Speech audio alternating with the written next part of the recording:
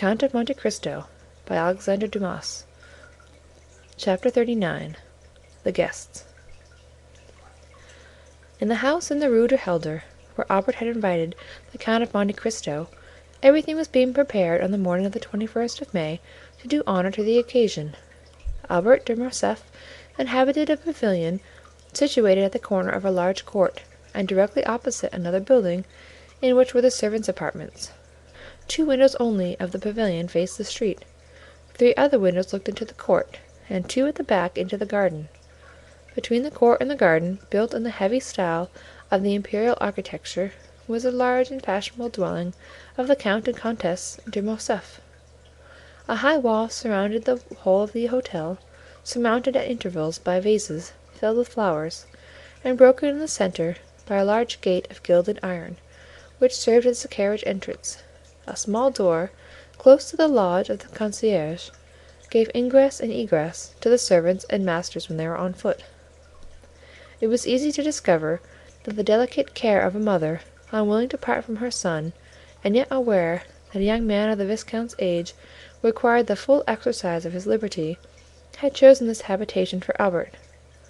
There were not lacking, however, evidences of what we may call the intelligent egoism of a youth who is charmed with the indolent, careless life of an only son, and who lives, as it were, in a gilded cage. By means of the 2 windows looking into the street, Albert could see all that passed.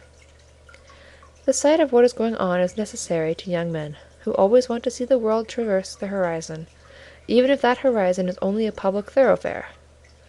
Then, should anything appear to merit a more minute examination, Albert de Morcerf could follow up his researches by means of a small gate, similar to that close to the concierge's door, and which merits a particular description. It was a little entrance that seemed never to have been opened since the house was built, so entirely was it covered with dust and dirt, but the well-oiled hinges and locks told quite another story. The door was a mockery to the concierge, from whose vigilance and jurisdiction it was free, and like that famous portal in the Arabian Nights, opening at the sesame of Ali Baba, it was wont to swing backward at a cabalistic word, or a concerted tap from without, from the sweetest voices or whitest fingers in the world. At the end of a long corridor, with which the door communicated, and which formed the antechamber, was on the right Albert's breakfast room, looking into the court, and on the left the salon, looking into the garden. Shrubs and creeping plants covered the windows, and hid from the garden and court these 2 apartments, the only rooms into which, as they were on the ground floor, the prying eyes of the curious could penetrate.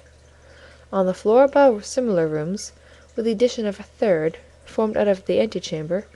These 3 rooms were a salon, a boudoir, and a bedroom. The salon downstairs was only an Algerian divan, for the use of smokers. The boudoir upstairs communicated with the bedchamber by an invisible door on the staircase. It was evident that every precaution had been taken. Above this floor was a large atelier, which had been increased in size by pulling down the partitions, a pandemonium, in which the artist and the dandy strove for preeminence. There were collected and piled up all Albert's successive caprices: hunting horns, bass viols, flutes, a whole orchestra, for Albert had had not a taste but a fancy for music, easels, palettes, brushes, pencils, for music had been succeeded by painting, foils, boxing gloves, broadswords, and single-sticks.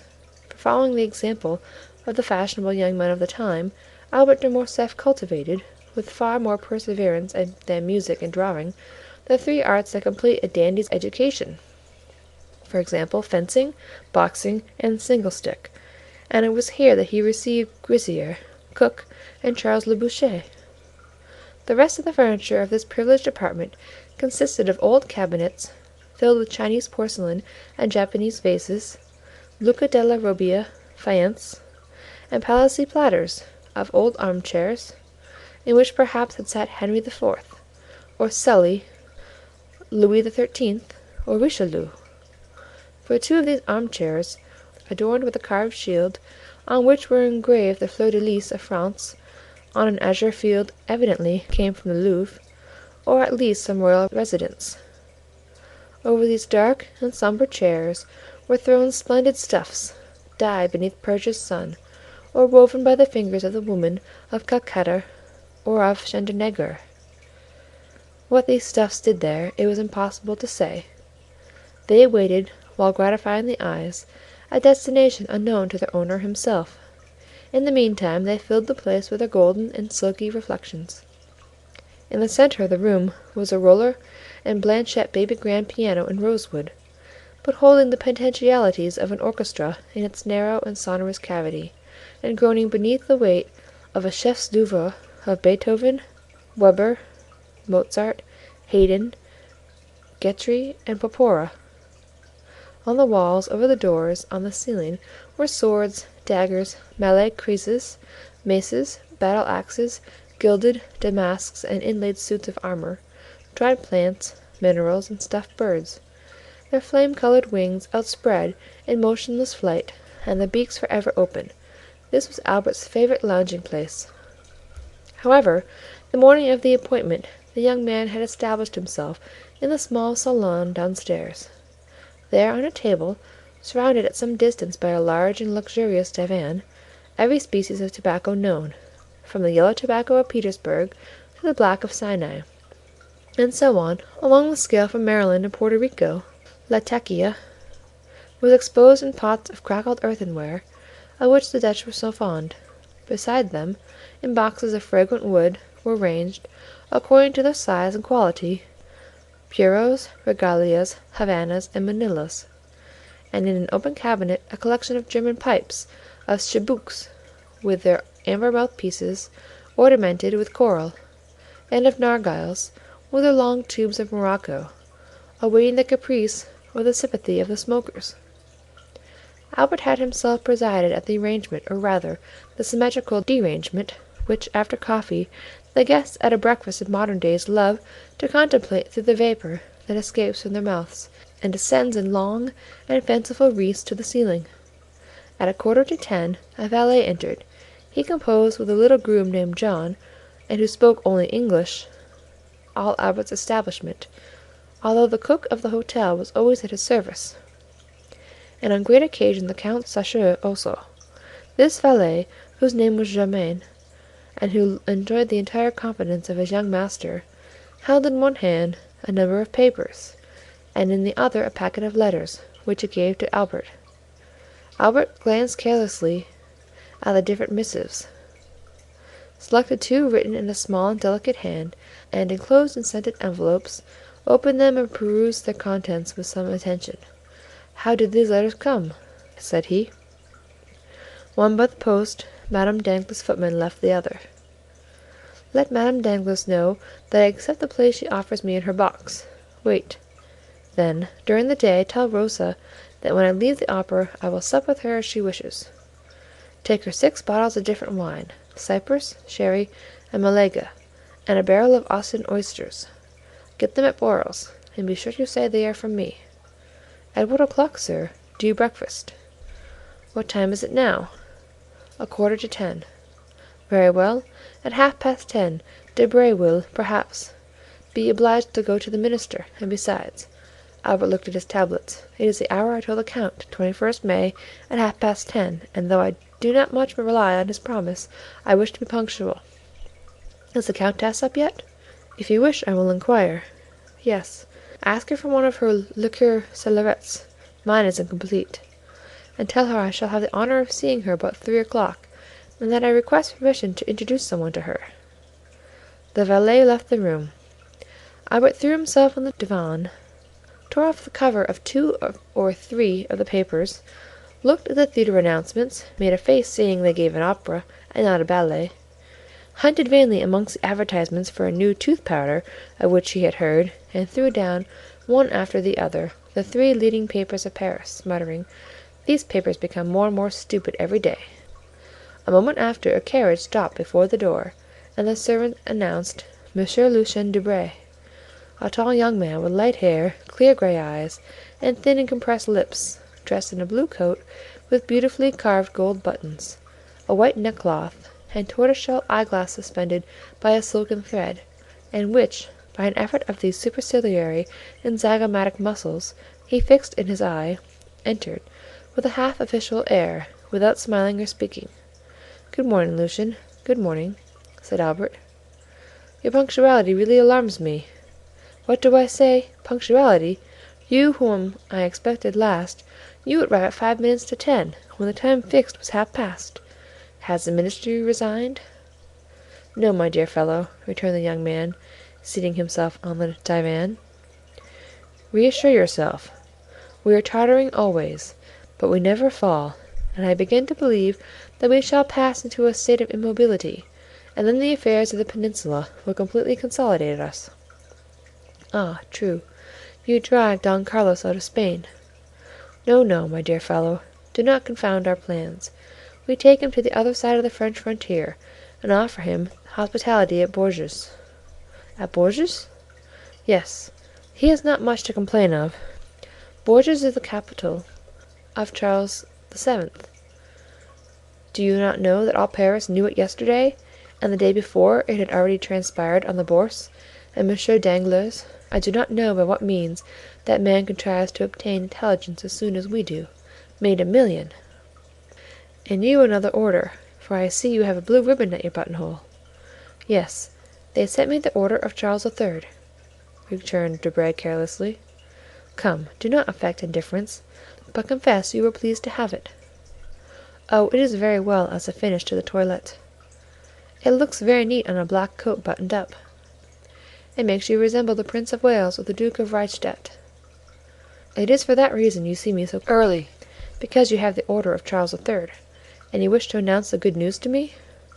"No, because I passed the night writing letters, 25 dispatches. I returned home at daybreak and strove to sleep, but my head ached, and I got up to have a ride for an hour. At the Bois de Boulogne, ennui and hunger attacked me at once, two enemies who rarely accompany each other, and who are yet leagued against me, a sort of Carlo-Republican alliance. I then recollected you gave breakfast this morning, and here I am.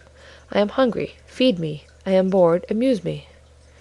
"It is my duty as your host," returned Albert, ringing the bell, while Lucian turned over, with his gold-mounted cane, the papers that lay on the table. "Germain, a glass of sherry and a biscuit. In the meantime, my dear Lucian, here are cigars, contraband of course.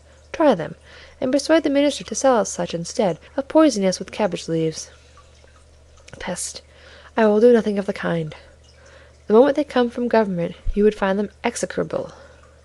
Besides, that does not concern the home but the financial department. Address yourself to Monsieur Human, section of the indirect contributions, Corps A, No. 26. "On my word," said Albert, "you astonish me by the extent of your knowledge. Take a cigar." "Really, my dear Albert," replied Lucian, lighting a Manila at a rose-colored taper that burned in a beautifully enameled stand, "how happy you are to have nothing to do!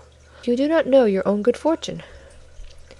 "And what would you do, my dear diplomatist," replied Morcerf, with a slight degree of irony in his voice, "if you did nothing? What? Private secretary to a minister, plunged at once into European cabals and Parisian intrigues, having kings, and better still, queens, to protect, parties to unite, elections to direct, making more use of your cabinet with your pen and your telegraph than Napoleon did of his battlefields with his sword and his victories, possessing 25,000 francs a year, besides your place, a horse, for which Chateau Renaud offered you 400 louis, and which you could not part with, a tailor who never disappoints you, with the opera, the jockey club, and other diversions. Can you not amuse yourself? Well, I will amuse you." "How?" "By introducing to you a new acquaintance." "A man or a woman?" "A man." "I know so many men already." "But you do not know this man." "Where does he come from? The end of the world?" "Farther still, perhaps." "The deuce! I hope he does not bring our breakfast with him." "Oh, no. Our breakfast comes from my father's kitchen. Are you hungry?" "Humiliating as such a confession is, I am. But I dined at Monsieur de Villefort's, and lawyers always give you very bad dinners. You would think they felt some remorse. Did you ever remark that?" "Ah, depreciate other persons' dinners. You ministers give such splendid ones." "Yes, but we do not invite people of fashion." If we were not forced to entertain a parcel of country boobies because they think and vote with us, we should never dream of dining at home, I assure you. Well, take another glass of sherry and another biscuit." "Willingly. Your Spanish wine is excellent. You see, we were quite right to pacify that country." "Yes, but Don Carlos?" "Well, Don Carlos will drink Bordeaux, and in 10 years we will marry his son to the little queen."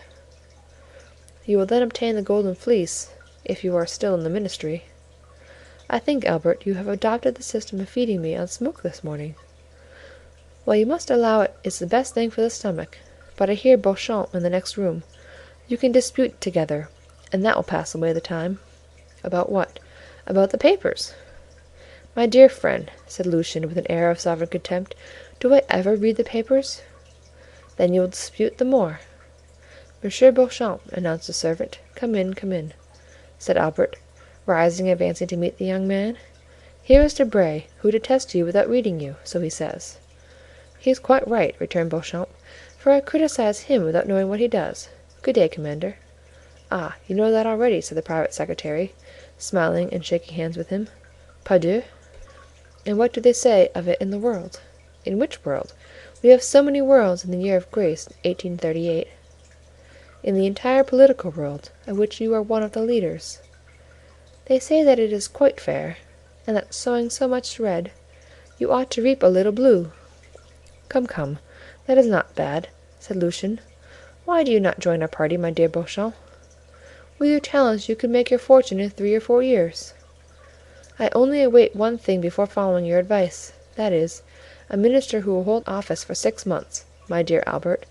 One word, for I must give poor Lucian a respite. Do we breakfast or dine? I must go to the Chamber, for our life is not an idle one." "You only breakfast. I await 2 persons, and the instant they arrive we shall sit down to table." Chapter 39.